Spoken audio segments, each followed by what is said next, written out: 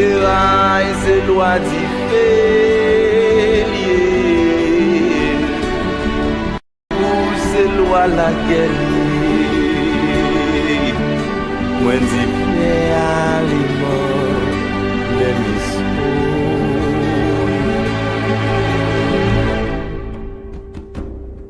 Ou batala. Matondo na tata Nzambi ya Mazulu, à notre puissant roi Isaya Congo qui revient bientôt pour délivrer son peuple qui est dispersé au-delà des fleuves de couches. Alors aujourd'hui, on va vous révéler le nom de Dieu dans la Bible parce qu'il nous l'a révélé lui-même. D'accord? Alors pour cela, nous allons nous référer aux textes originaux. Donc nous allons nous référer à l'hébreu et sans plus tarder nous allons aller dans la lexique biblique et la correspondance ou la référence c'est le H2289. Et qu'est-ce que nous avons? Kango ou Congo. D'accord?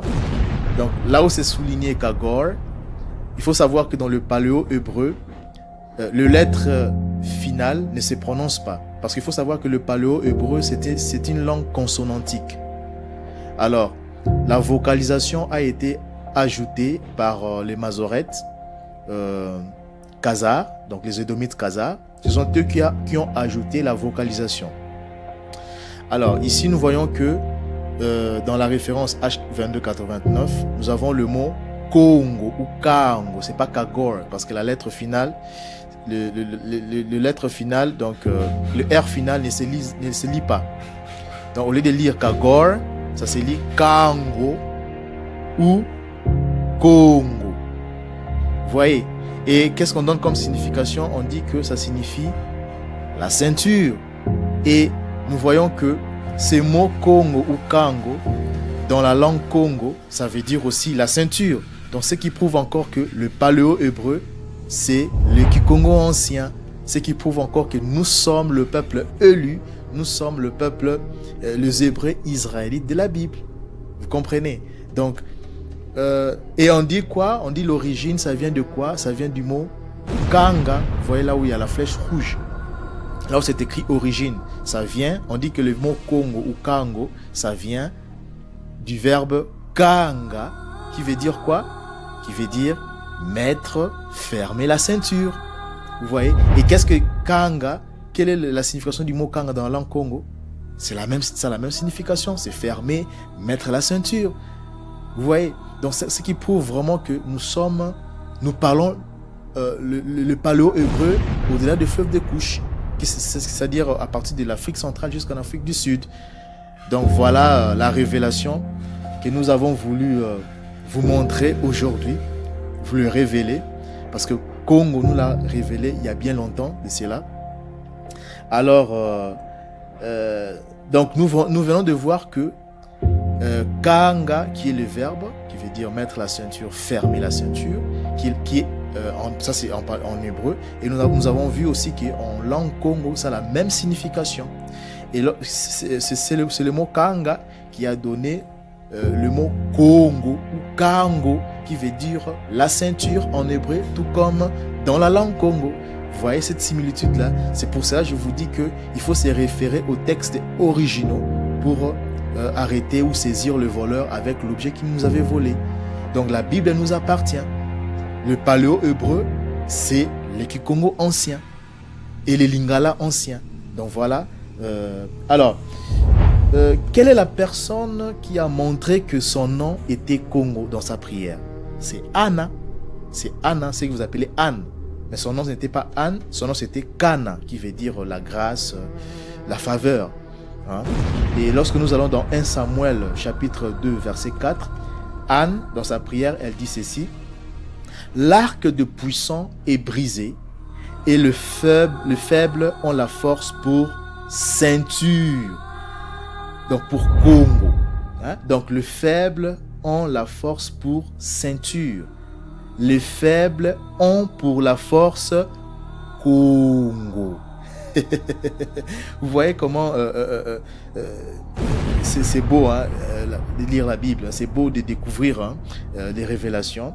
Donc, en Centrafrique, on dit Kango, qui veut dire la ceinture, ou donc Kango.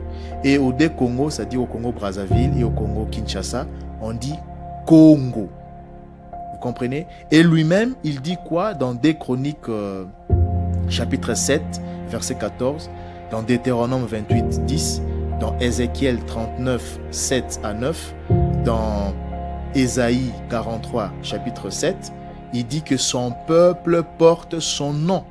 C'est-à-dire, son peuple porte le nom symbolique qui est la ceinture, qui symbolise la vérité, les commandements, la loi et la parole. Vous comprenez? Donc, si nous pouvons les lire, nous pouvons le voir dans Ephésiens 6, 14, chapitre 14, chapitre 6, verset 14, pardon. La Bible dit ceci, les Comab dit ceci, tenez donc ferme, ayez à vos reins la vérité pour ceinture. Donc, la vérité, c'est la ceinture. C'est la représentation symbolique de la vérité, la ceinture. Vous comprenez? Donc, voilà la révélation que j'ai voulu vous passer aujourd'hui. Donc, dans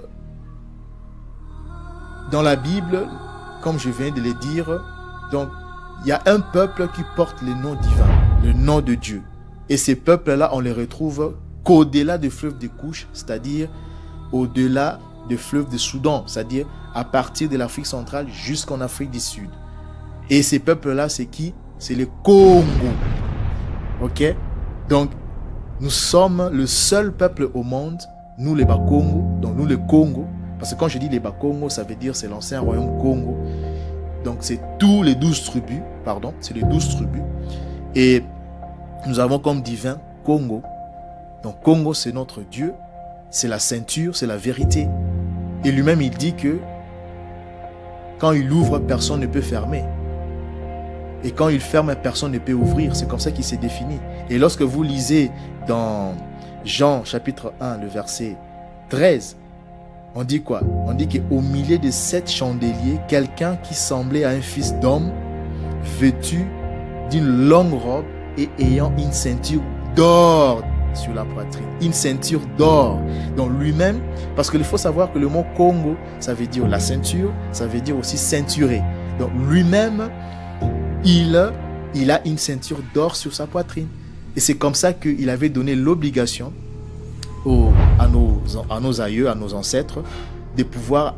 C'est comme ça que les Lévites, c'est-à-dire faisait porter, c'est comme ça que nos ancêtres portaient. Ils s'habillaient avec une ceinture sur la poitrine. Vous comprenez? Donc, voilà la révélation d'aujourd'hui. Donc, le nom du vin, c'est Congo. Congo qui veut dire la ceinture, la vérité, la loi, la parole. Donc voilà la vérité, c'est ça. La vérité, elle est en face. Vous connaîtrez la vérité et la vérité vous affranchira. Jean 8, 32. Et au temps de la fin, la connaissance augmentera d'après Daniel, le chapitre Daniel 12, 4. Donc voilà. Vraiment, merci beaucoup à tous. Kembo Kemo Natata Nzambi Yamazulu. Et à notre puissant roi Malakima Kongo, Malakima Kembo qui revient bientôt. Et on se retrouve très prochainement. Au revoir.